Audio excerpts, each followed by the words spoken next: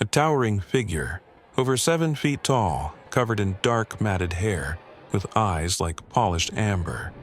It looked back just once, before fading into the forest. Could it be? Was this finally proof of Bigfoot?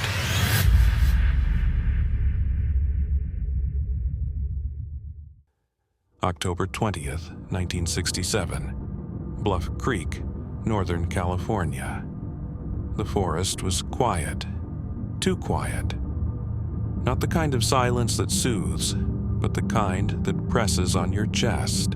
The kind that makes you feel like you're being watched. Roger Patterson adjusted the lens of his 16mm camera. Beside him, Bob Gimlin guided the horse slowly through the underbrush, boots crunching softly over damp pine needles. They weren't hunters, not exactly. They were chasing a rumor, a shadow that had lived in whispers and grainy headlines for decades. Bigfoot. But this sighting didn't come out of nowhere.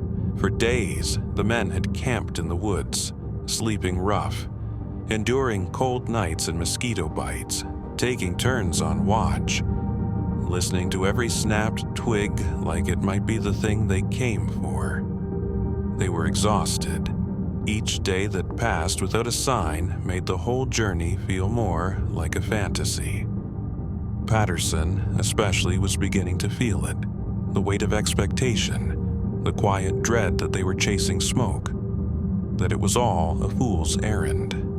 But still, they pushed deeper into the forest, hoping. And then, movement.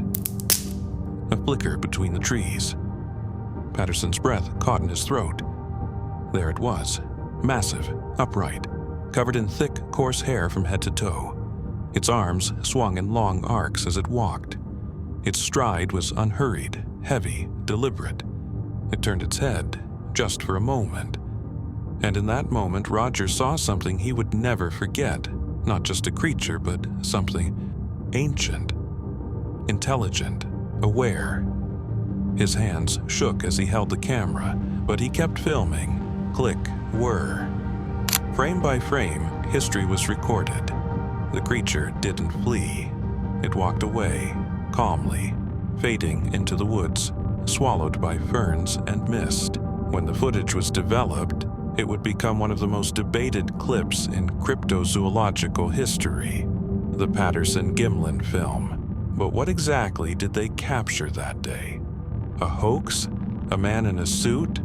Or something science still refuses to name? The Patterson-Gimlin film is perhaps the most famous piece of Bigfoot lore, but it's far from the only one. Stories of giant, human-like creatures have haunted the forests of North America for centuries. Native American tribes had their own names. The Salish spoke of Saskats, the hairy man.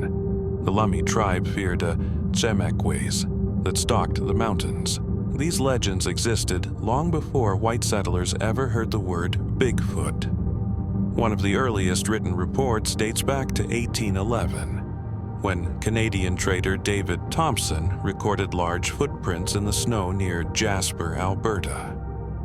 In 1924, miners working near Mount St. Helens described a terrifying encounter with ape-like creatures that threw rocks at their cabin, an incident now dubbed the Ape Canyon Attack. In 1994, Paul Freeman, a former U.S. Forest Service patrolman, captured what he claimed was new Bigfoot footage near the Blue Mountains in Washington. His footage, though blurry, gained attention for including what looked like a family of creatures. In 2000, hikers in the Marble Mountains of Northern California filmed a dark figure walking upright across a ridge. A clip still debated today. Then there are declassified FBI documents.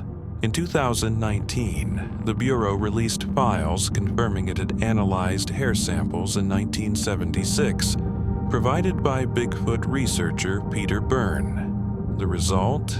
Deer hair. But the very act of testing them gave the myth weight. Over the decades, a number of scientists and enthusiasts have lent their names to the debate.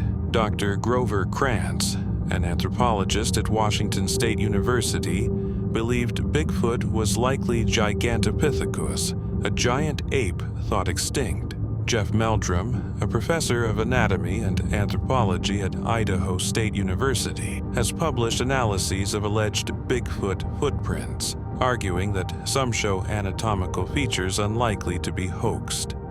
But skepticism remains dominant. Many sightings have been debunked. Costumes, misidentifications, hoaxes for fame or fun.